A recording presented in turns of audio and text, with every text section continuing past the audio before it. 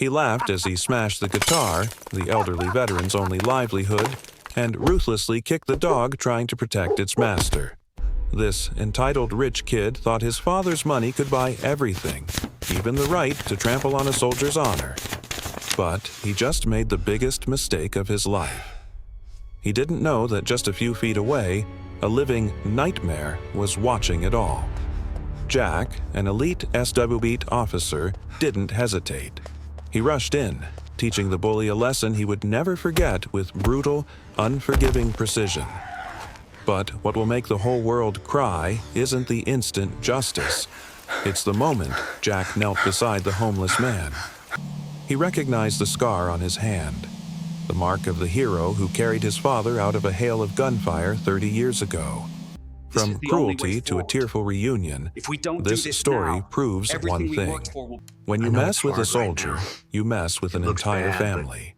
If you believe in karma and humanity, subscribe to the channel right now and comment below which city you're watching from. Now, let the story begin. The setting sun cast long amber shadows across the bustling cobblestones of the pedestrian district. Ethan, a man in his late 60s whose face was a topographic map of deep wrinkles carved by the relentless trench warfare of time and memory, sat on a small, weathered folding stool near the central fountain. His hair was a stark, military-grade buzz cut of steel gray, refusing to conform to modern styles, and his skin held the leathery texture of someone who had spent decades under harsh, foreign suns. He cradled a battered acoustic guitar, his fingers, thick, calloused and scarred from years of gripping rifles and digging foxholes, dancing over the fretboard with a surprising, tender fluidity. He played not for applause or fortune, but to drown out the persistent, high-pitched ringing of tinnitus that had been his constant companion since a mortar explosion took his hearing in one ear 40 years ago. The music was his only true peace, a bridge back to a humanity he often felt detached from. Beside him sat Rex, a magnificent German Shepherd K9, now retired and aging with a coat of black and tan that was turning dignified silver around the muzzle.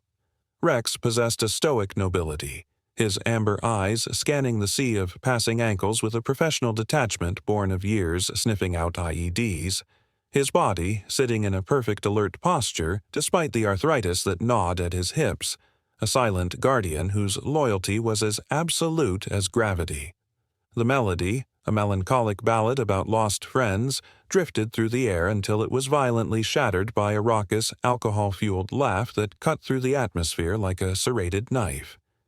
Leon Vance, the 24-year-old son of the town's most ruthless real estate tycoon, swaggered into the open circle of pavement, flanked by two sycophantic lackeys who mirrored his every sneer.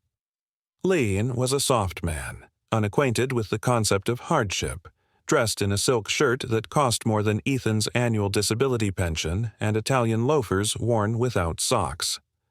He had a face that was handsome in a superficial, store-bought way, marred by a permanent expression of disdain and a perfectly groomed goatee that he stroked while looking down at the world. His eyes were watery and bloodshot from day drinking, devoid of empathy and filled with the dangerous boredom of a predator looking for a toy to break. Leon stopped directly in front of Ethan, blocking the light, and looked down with a sneer that twisted his lips. "Look at this trash," Leon slurred, his voice dripping with unearned superiority. "Blocking the walkway with this noise. Hey, Grandpa, didn't anyone tell you the war is over? You lost." Ethan stopped playing, his internal radar screaming danger, his heart rate remaining steady through sheer discipline, though his grip tightened on the guitar neck. "Just playing some tunes, son," Ethan said calmly, his voice a gravelly rumble. "Move along." This dismissal ignited a spark of rage in Leon's fragile ego. He kicked the small cardboard box at Ethan's feet, sending a few meager dollar bills and coins scattering across the pavement like shrapnel. Rex, perceiving the aggression before the box even landed, broke his statue-like stillness. A low, subterranean growl vibrated from his chest, and he bared teeth that, while old, were still capable of crushing bone, his protective instinct overriding his training to stay down. "You want a piece of me, you mangy mutt?" Leon shouted, his face flushing a chaotic red as he stepped back, humiliated by his own fear of the dog. Fueled by the laughter of his friends and a desperate need to reassert dominance, Leon lunged forward, not at the man, but at the instrument of his peace. In a blur of motion that Ethan, hindered by his aging knees, was too slow to intercept, Leon snatched the acoustic guitar from the veteran's hands. Ethan cried out, "No!" a sound of pure desperation, but it was too late. With a cruel, arcing swing, Leon brought the body of the guitar down hard onto Rex's head, just as the dog lunged to shield his master. There was a sickening crunch of wood and bone. The guitar shattered into splinters, the strings snapping with a mournful twang, and Rex yelped, a sharp, high-pitched sound of pain that silenced the entire street, before collapsing to the stones, whimpering, blood trickling from a gash above his eye. Ethan fell to his knees, his world narrowing to the injured animal, his hands hovering over his fallen comrade, rage and grief warring in his chest. Watching from a wrought iron bench 10 yards away was Jack, a man in his early 30s who sat with the coiled potential energy of a resting panther. Jack was an active-duty S.W.A.T officer currently on mandatory leave to process the psychological toll of his last mission, dressed in a nondescript gray hoodie and jeans to blend in, though his physicality made him hard to miss.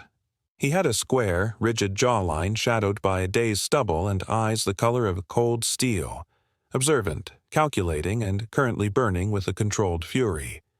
He had been watching the scene unfold, analyzing the threat levels, hoping the drunk kid would walk away, but the moment the weapon struck the dog, Jack's internal switch flipped from observer to combatant. He didn't run. He flowed across the distance, covering the ground with terrifying speed and silence. As Leon raised the jagged neck of the guitar for a second strike at the elderly man, Jack intercepted him, his hand clamping around Leon's wrist like a hydraulic press. "That's enough," Jack said, his voice not a shout, but a whisper of absolute authority. Before Leon could process the pain, Jack applied a joint lock that bent the wrist backward at an unnatural angle, forcing Leon to his knees with a scream of agony. The two lackeys stepped forward, but Jack shot them a look, a 1,000-yard stare that promised immediate and efficient violence, causing them to freeze. "Take your trash and run," Jack commanded, shoving Leon toward his friends. Terrified by this unknown force of nature, the bullies scrambled away, leaving Ethan cradling his bleeding dog amidst the ruins of the music.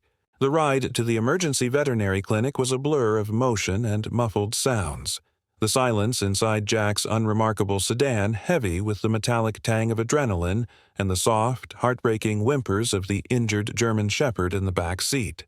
Jack drove with a calculated urgency, his knuckles white on the steering wheel, glancing in the rearview mirror at Ethan, who was huddled over Rex, murmuring ancient comforts into the dog's fur, his weathered hands trembling not from age, but from a terrifying sense of helplessness. They arrived at the clinic, a low brick building bathed in the harsh, sterile glow of fluorescent security lights, and Jack wasted no time scooping the 80-pound animal into his arms, bypassing the front desk with the authoritative stride of a man who refused to be stopped. They were met almost immediately by Dr. Sarah Bennett, the head veterinarian on call, a woman who seemed to be forged from steel and compassion in equal measure. Dr. Bennett was in her mid-40s, tall and lean with posture that suggested a background in ballet or gymnastics, her auburn hair pulled back into a severe, practical ponytail that revealed a face devoid of makeup but rich in character lines around her eyes. She wore glasses perched on the end of a sharp nose, and her hands, currently pulling on blue latex gloves, were steady and precise. She didn't ask for insurance or payment. She simply saw the blood matting the dog's fur and the desperate look in the old veteran's eyes and took command of the room, guiding the gurney into the trauma bay while gently ushering the two men into the waiting area. The waiting room was in purgatory of beige walls and outdated magazines, the air smelling of antiseptic and cheap coffee. Ethan sank into one of the plastic chairs, looking smaller than he had on the street, his blood-stained hands clasped tightly between his knees as if he were praying or trying to stop himself from falling apart. Jack went to the vending machine, the mechanical hum the only sound in the room, and bought 2 black coffees, handing one to the old man. "Drink," Jack said softly, sitting opposite him. "He's tough, Ethan. He's a soldier. He'll pull through." Ethan took the cup, the heat seeming to ground him, and stared into the dark liquid. "He's all I got left," Ethan whispered, his voice cracking.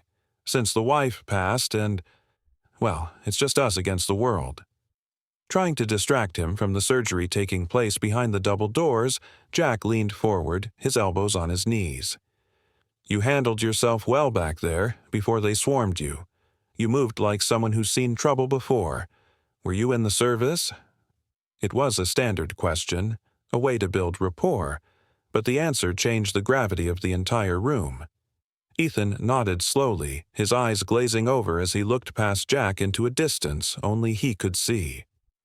75th Ranger Regiment, Ethan replied, his voice gaining a ghostly strength. "Bravo Company. A long time ago. Places with too much sand and not enough God." Jack stiffened, a cold prickle dancing down his spine. "I knew a man in Bravo," Jack said, his voice carefully neutral, testing the waters. "Served in the late 80s, early 90s. Sergeant Thomas Sterling." The name hung in the air between them, heavy and charged. Ethan's head snapped up, his eyes widening, the haze of grief momentarily clearing to reveal a sharp, piercing recollection. "Tom Sterling?" Ethan breathed the name like a ghost story. "Tommy Gunn? You knew Tommy?" Jack nodded, his throat suddenly tight. "He was my father." Ethan stared at Jack, really looked at him for the first time, searching the younger man's face for the features of the ghost he carried in his memory. Tears welled in the old man's eyes, not of sadness, but of a profound, shaking disbelief. "Your father," Ethan stammered, "was the finest RTO I ever served with. We were pinned down in a valley you couldn't find on a map. He took a round to the leg, shattered the femur. The evac chopper couldn't land. I carried that stubborn son of a bitch 3 miles through mud that tried to swallow us whole. He kept telling me to drop him, to save myself. I told him if he didn't shut up, I'd shoot him myself." The revelation hit Jack with the force of a physical blow. He had heard that story 100 times growing up. The legend of the guardian angel, who had carried his father out of hell, allowing Jack to be born years later. His father had never known the man's full name, only Corporal E. And here he was, decades later, sitting in a vet clinic with the man who had given him his life. The debt that had been abstract moments ago solidified into an ironclad vow. Jack wasn't just a cop helping a citizen anymore. He was a son standing before the savior of his bloodline. He reached out, gripping Ethan's shoulder with a firmness that conveyed everything he couldn't say. "He talked about you until the day he died, Ethan. He said he owed you everything. And now, so do I." Before Ethan could respond, the double doors swung open, and Dr. Bennett emerged, wiping her hands on a towel. Her expression was tired, but the tight lines of worry around her eyes had smoothed out. Jack and Ethan stood up in unison. "He's awake," Dr. Bennett said, her voice a professional calm. "It was a severe concussion and a deep laceration requiring 12 stitches. The skull isn't fractured, which is a miracle given the force of the blow. He's tough, but he is old, Ethan. He needs absolute rest. No stress, no movement, and certainly no living on the streets." Ethan let out a breath that sounded like a sob, his shoulders sagging in relief, but the relief was instantly replaced by a shadow of panic. "Rest," Ethan repeated, looking down at his worn boots. "Right, home. We'll go home." Jack saw the hesitation, the fear behind the eyes. He knew about the harassment, the threats from the developers. "Doctor," Jack interjected, pulling out his credit card and handing it to Bennett before Ethan could protest. "Whatever he needs. Best meds, best food. Put it on this." He turned to Ethan, And you're not facing this alone. Not anymore. Let's get Rex. We're going to your house, and we're going to make sure it stays yours." The drive from the veterinary clinic to the outskirts of town was marked by a heavy, contemplative silence, broken only by the rhythmic thrum of the tires on asphalt and the occasional shallow breath from Rex, who was sedated and resting across the back seat. Jack navigated the winding roads that led away from the sterile concrete of the city center toward the rolling, verdant hills that bordered the national forest, the landscape shifting from strip malls to ancient pines and sprawling meadows bathed in the silver light of a rising moon. As the car climbed higher, the air grew cooler and cleaner, carrying the scent of pine needles and damp earth, a stark contrast to the metallic smell of blood and antiseptic they had left behind. Ethan sat in the passenger seat, his posture less rigid than before, though his eyes remained fixed on the passing tree line, lost in a labyrinth of memories that the revelation about Jack's father had unlocked. "It's not just a house, you know." Ethan broke the silence, his voice low and rough like gravel tumbling in a dryer. "Vance, Leon's father, he calls it a prime development opportunity. He sees a luxury resort, a spa for people who have too much money and no soul. He offered me 3 times what it's worth last month." Ethan paused, his hand absent-mindedly rubbing his aching knee. "I told him to go to hell. That land has been in my family for 3 generations. My father built the porch with his own hands after he came back from Korea. My wife, Martha, her ashes are scattered in the rose garden out back. Selling it would be like selling my own skin."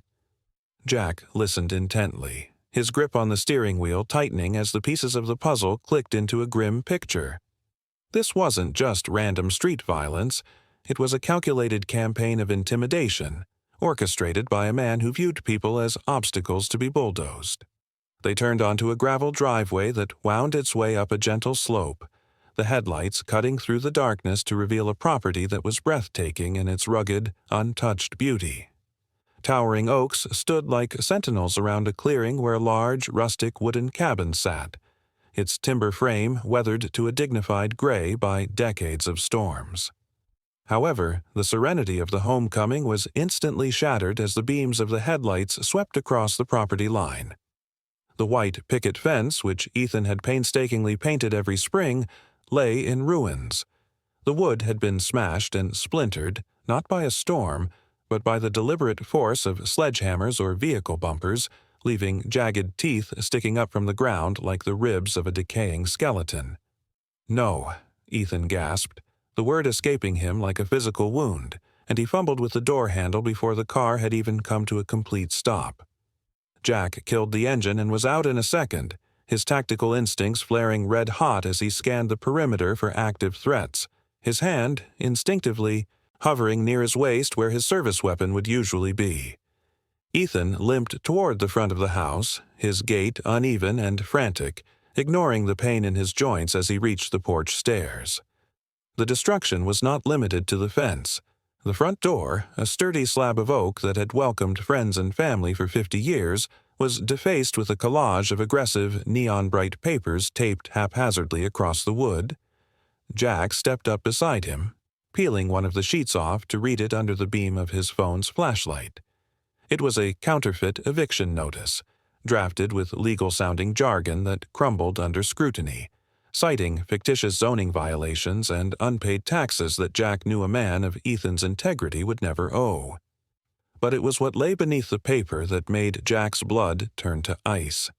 Scrawled across the beautiful wood of the door and the siding of the house in dripping, violent red spray paint were the words, "Sell or lose everything." The paint was still tacky, smelling of chemical solvents, looking like fresh arterial spray against the gray wood. It was a message sent by cowards who hid behind the cover of night and the power of wealth. Ethan stood trembling before the desecrated entrance of his sanctuary, his hands clenching and unclenching at his sides, the violation of his home cutting deeper than any physical blow he had taken earlier that day. "They were here," Ethan whispered, his voice trembling with a mixture of rage and terror. While they were hurting Rex, someone was here doing this." Jack placed a steady hand on the old man's shoulder, feeling the tremors running through the veteran's frame.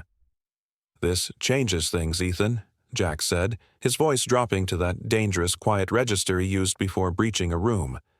"This isn't a dispute anymore. This is a siege. They want to scare you out. They just invited a war." He looked back at the car where Rex was sleeping, then at the shattered fence and the red paint. Jack's eyes, usually cold steel, burned with a fierce protective light. "They think you're an old man alone on a hill. They have no idea what kind of reinforcements you just got." He stepped past Ethan, ripping the fake notices down with a satisfying tear, crumpling the lies in his fist. "Let's get Rex inside. Tonight, this house is a fortress." Jack drove his sedan into the gravel lot of the Oak Haven Police Department, a squat brick building that looked as tired and compromised as the moral compass of the men inside. The morning sun was just cresting the pines, casting long, harsh shadows that did nothing to hide the peeling paint on the front door.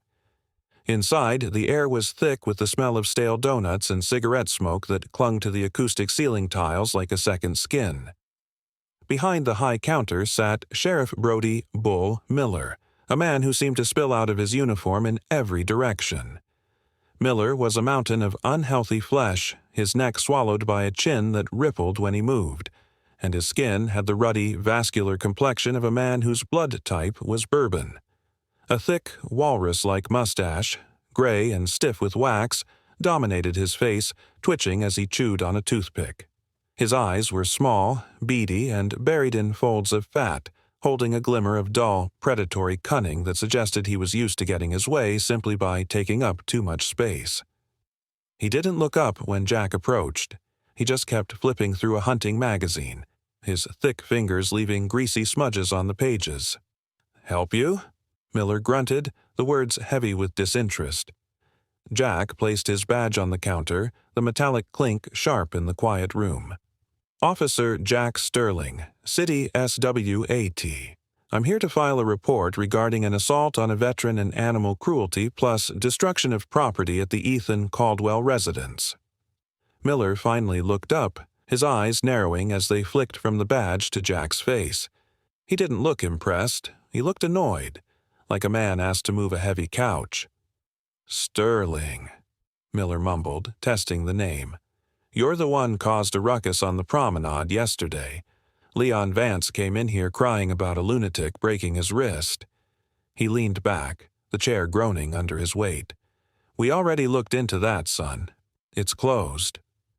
Jack felt a muscle in his jaw jump. Closed? A dog was nearly beaten to death with a guitar. A man was threatened.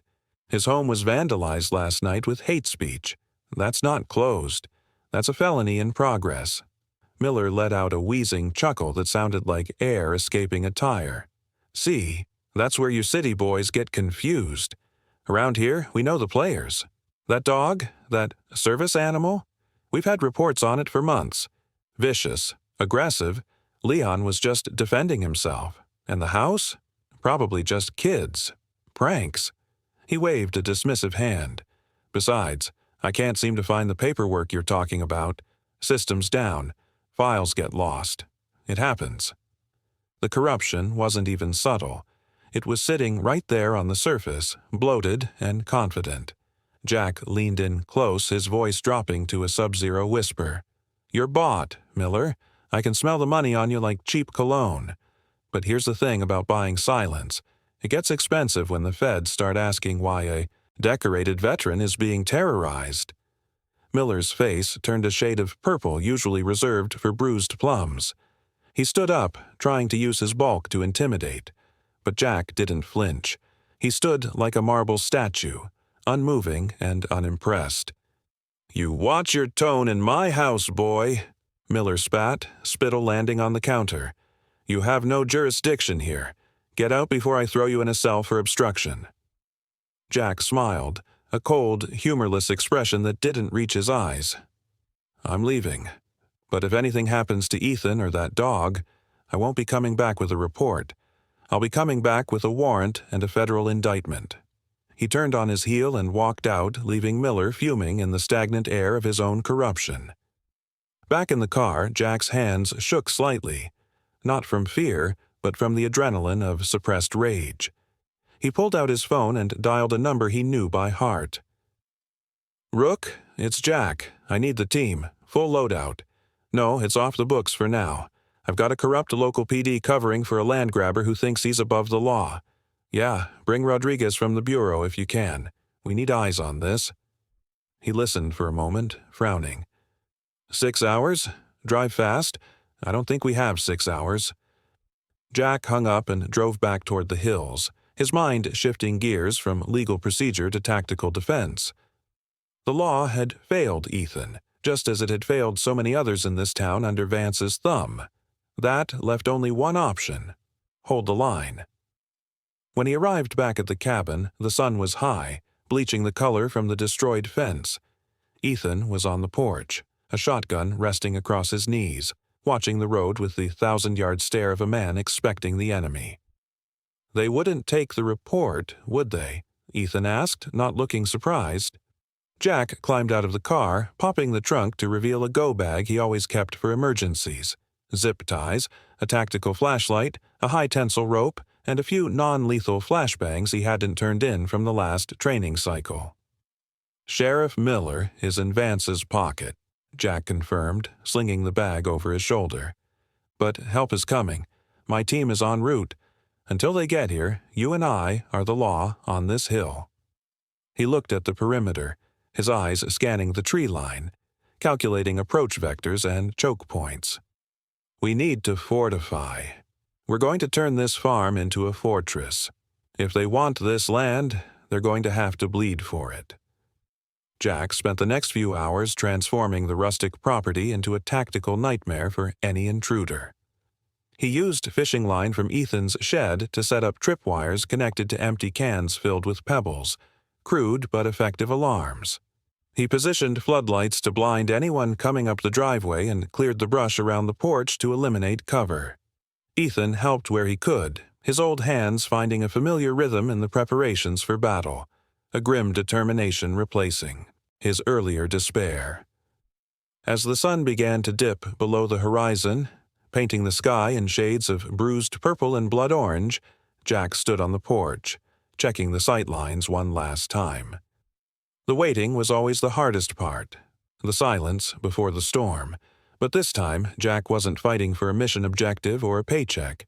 He was fighting for the man who had carried his father through the mud. He looked at Ethan, who was stroking Rex's sleeping head. "Get some rest, Ethan," Jack said softly. "I've got the first watch." In the sterile, climate-controlled silence of his penthouse office overlooking the town he treated as his personal fiefdom, Marcus Vance stood by a floor-to-ceiling window, a tumbler of single-malt scotch in his manicured hand. Vance was a man who wore his corruption like a bespoke suit. In his late 50s, he possessed the predatory grace of a shark, his silver hair swept back with severe precision, and his eyes, the color of frozen currency, held no warmth, only calculation. He turned to face his son, Leon, who was nursing his broken wrist on a leather sofa, and the man standing beside him, Silas Kruger. Kruger was a nightmare in human form, a mercenary leader with a neck as thick as a tree stump and a face that looked like it had been chiseled from granite and then dropped. A jagged scar ran from his left ear to his jawline, a souvenir from a wetwork job in a place that didn't exist on official records. "You failed to intimidate an old man and a dog," Vance said, his voice a smooth, cultured baritone that made the insult sting more. "Now we finish it. Tonight. No more games." He nodded at Kruger. "Take your team. Burn it to the ground. Use accelerants. Make it look like faulty wiring or a tragic accident. If the old man is inside, well, fire is notoriously unpredictable." Kruger nodded, a silent, lethal affirmation, while Leon watched with a mixture of fear and vindictive glee, eager to see the source of his humiliation reduced to ash. Meanwhile, at the cabin on the hill, the atmosphere was electric with a different kind of tension, the focused, quiet industry of soldiers preparing for a siege. Jack Sterling moved through the property with the efficiency of a machine, his mind mapping every shadow and sightline as he transformed the rustic farmhouse into a kill box. He worked alongside Ethan, the two men moving in a synchronized rhythm that transcended the decades between them, bound by the universal language of combat. Jack used a roll of high-test fishing line he found in the shed to create a complex web of tripwires across the overgrown path leading from the woods. These weren't designed to maim, but to alert and disorient. He tied the lines to empty tin cans filled with rusted nails and pebbles, positioning them hidden in the brush, a crude, low-tech alarm system that no electronic jammer could defeat. "Old Ranger trick," Ethan grunted approvingly, handing Jack a spool of wire, his hands steady despite the tremors that usually plagued him. Ethan had shed the persona of the frail victim. In the dim light of the setting sun, he was Corporal Ethan Caldwell again, his spine straightened by purpose, his eyes clear and hard. They reinforced the doors with heavy timber braced against the frame and boarded up the lower halves of the windows with thick plywood found in the barn, leaving only narrow slits for observation. Inside the darkened living room, Rex lay on a rug near the fireplace, his head bandaged and his breathing slightly labored from the pain medication, but the old war dog was far from asleep. His ears swiveled like radar dishes, tuning out the domestic sounds of the house to focus on the deep, chaotic acoustics of the forest beyond the walls. He could hear the wind shifting in the pines, the scuttle of a beetle, and the distant, unnatural snap of a twig that signaled something not of the wild was approaching. Jack knelt beside the dog, checking the dressing on his head. "Stay with him, Ethan," Jack whispered, checking the load in his service pistol, his only lethal option which he prayed he wouldn't have to use. "If they breach, you retreat to the cellar with Rex. Do not engage unless you have no choice." Ethan racked the slide of his pump-action shotgun, the sound loud and final in the quiet room. "This is my home, Jack.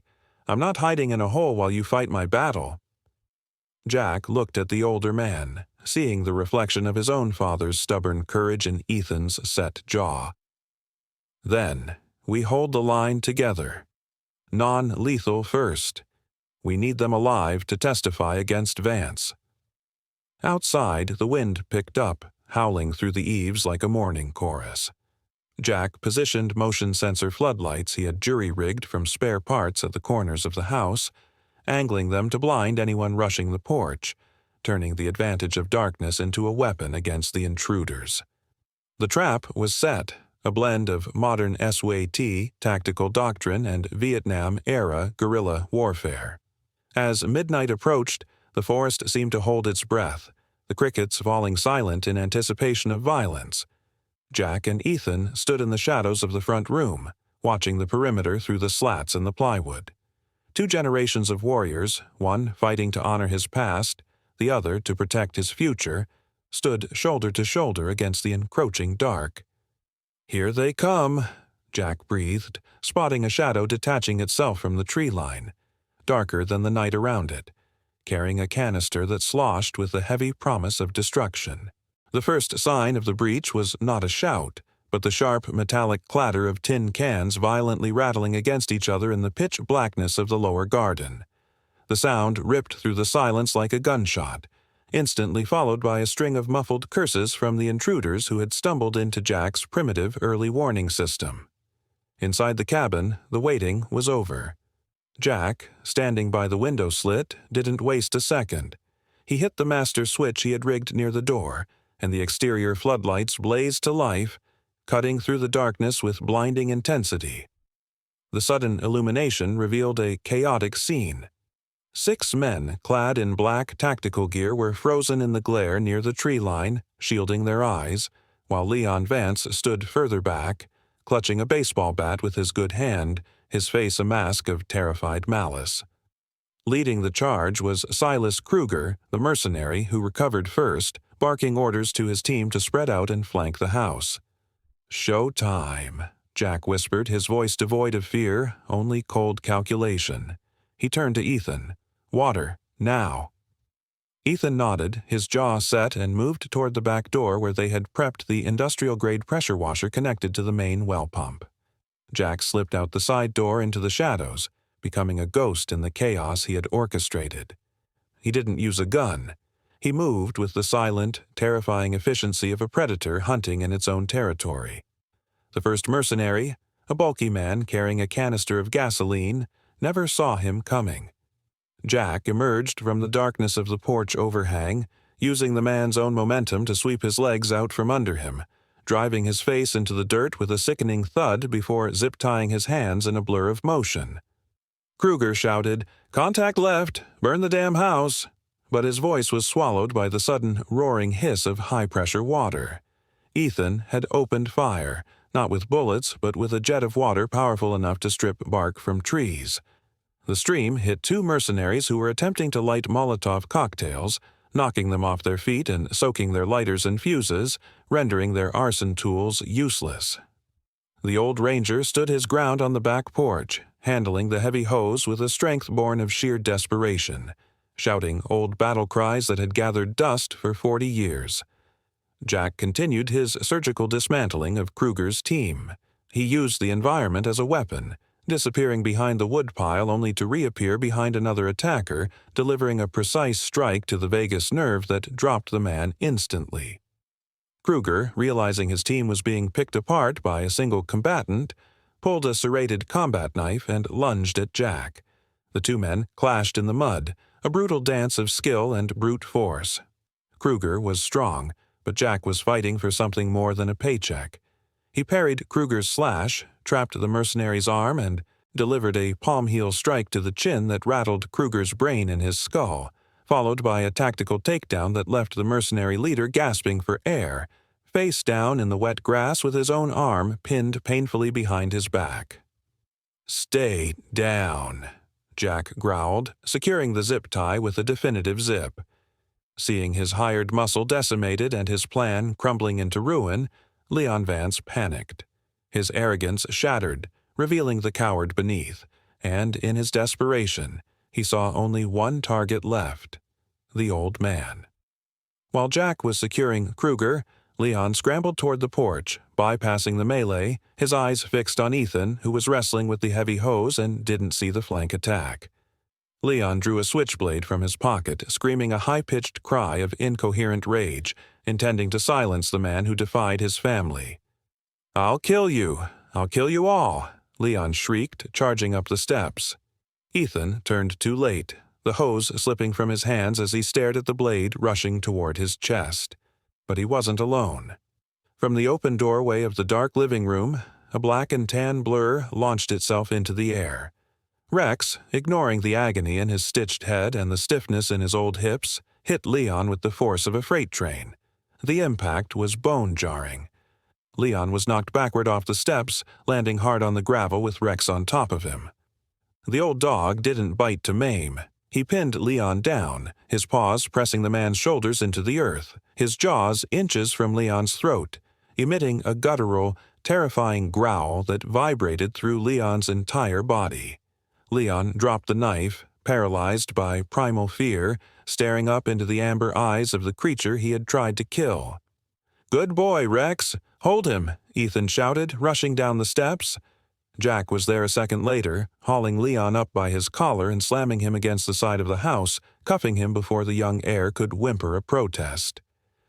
"It's over, Leon," Jack said, his breath steady despite the exertion.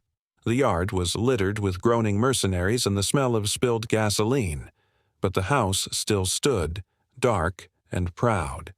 Jack looked at Ethan, who was kneeling beside Rex checking his bandages.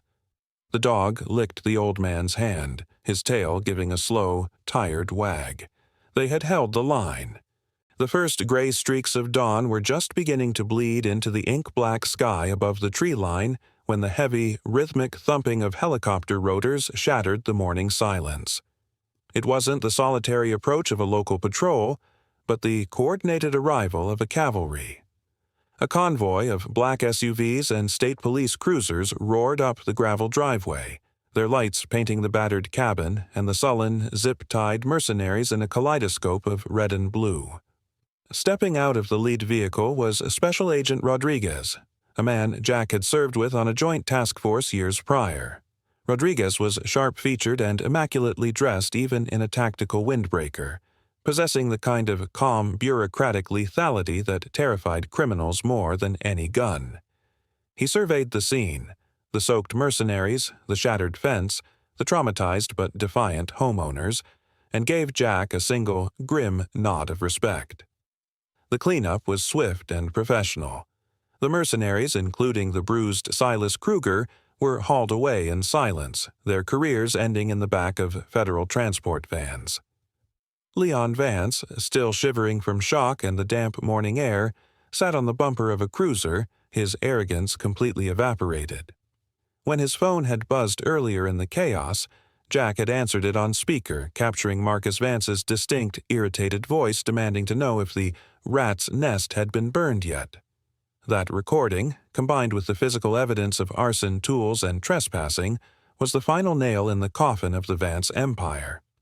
By noon, the ripple effect of the night's events had turned into a tidal wave crashing through the town's corrupt hierarchy. Sheriff Brody Bull Miller was met at his own station doors not by his deputies, but by internal affairs officers who stripped him of his badge and gun in front of the townspeople he had failed to protect. His face, usually flushed with bourbon and power, was ashen gray as he was led away in handcuffs for obstruction of justice and conspiracy. Marcus Vance fared no better. Arrested in his penthouse while sipping his morning coffee, he was paraded past news cameras, the image of the untouchable tycoon shattered by the cold steel of justice. The legal stranglehold on Ethan's land was broken instantly, the fraudulent eviction notices serving as key evidence in a massive racketeering indictment that would keep the Vance family in courtrooms and likely prison cells for decades. 1 month later, the pedestrian district where the nightmare had begun was transformed. It was no longer just a walkway for tourists, but the staging ground for the Veterans Voice charity concert, an event that had drawn hundreds of people from across the state. The afternoon sun was warm and golden, bathing the cobblestones in a light that felt redemptive. A large stage had been erected near the fountain, draped in banners celebrating local heroes. In the center of it all sat Ethan, looking like a new man. He wore a crisp button-down shirt and clean jeans, his hair trimmed, the deep lines of stress in his face softened by weeks of peace and safety. Beside him, lying on a plush dog bed that had been placed prominently on stage, was Rex. The old German shepherd had made a miraculous recovery, though a jagged scar now ran through the fur above his eye, a permanent badge of honor. His gaze was bright, alert, and devoid of pain. He watched the crowd with a regal calmness, occasionally thumping his tail when a child waved at him from the front row. The murmur of the crowd died down as Jack stepped onto the stage, microphone in hand. He wasn't wearing his tactical gear or his hoodie. He was dressed in a simple suit, looking every bit the son of the man Ethan had saved. He held a large, hard-shell instrument case. "A few weeks ago," Jack spoke, his voice projecting clear and strong over the square, "a brave man and his loyal partner were silenced by cruelty. But silence doesn't last when the song is true." He turned to Ethan, opening the case to reveal a magnificent, handcrafted acoustic guitar, its wood gleaming with a deep, rich mahogany finish, the fretboard inlaid with mother-of-pearl. It was a masterpiece of an instrument, light years beyond the battered guitar that had been destroyed. Ethan stood up, his hands shaking slightly as he accepted the gift, running his calloused fingers over the strings as if checking to see if it was real. "My father, Sergeant Thomas Sterling, never got to come home to play music," Jack continued, his voice thick with emotion, addressing the crowd but looking only at Ethan. "He lived long enough to have a son because this man carried him out of hell. Today, I'm just paying the interest on a debt that can never be fully settled." Ethan didn't speak. He couldn't. The tears that flowed freely down his weathered cheeks said more than any speech. He sat down, adjusted the strap, and strummed a single, perfect chord. The sound was rich, resonant, and pure, soaring over the rooftops. As Ethan began to play a soulful, uplifting melody, Rex sat up and let out a single happy bark, joining the music. The crowd erupted in cheers, but Jack had already stepped back, moving off the stage to the edge of the plaza. He leaned against a lamppost, crossing his arms, watching the old soldier play with a joy that had been stolen and returned tenfold. The melody of justice wasn't just about punishing the wicked. It was about restoring the song to those who had earned the right to sing it. Jack smiled, a genuine, unburdened smile, and looked up at the sky, feeling a lightness in his soul he hadn't felt in years. The mission was complete. The story of Jack, Ethan, and the loyal dog Rex serves as a powerful reminder that true justice often arrives in the most unexpected forms and at the perfect time. It was not a mere coincidence that Jack happened to be walking down that specific street at that specific moment. It was a divine appointment, a miracle orchestrated by God to repay a debt of life that spanned generations. Just as God used Ethan to save Jack's father decades ago, He used Jack to save Ethan in his hour of greatest need, proving that no act of kindness is ever forgotten and that the seeds of goodness we plant today will bloom when we least expect them. In our daily lives, we often feel helpless against the giants we face, whether they are corrupt systems, personal struggles, or overwhelming grief. But this story teaches us to hold on to faith because help is often closer than we think. We are called to be like Jack, to step in when we see injustice, and, like Ethan, to remain steadfast in our principles even when the world tries to break us. We invite you to look at your own life and see where you can be an answer to someone else's prayer, or where God might be sending a guardian angel to you. If this story touched your heart and renewed your faith in the power of divine connection, please share it with friends and family who might need this message of hope today. Do not forget to subscribe to our channel for more inspiring stories, and leave a comment below sharing your own experiences with miracles or God's timing. May God bless you and your loved ones, keeping you safe under His wings, granting you the courage to fight for what is right, and filling your home with peace and protection. Amen.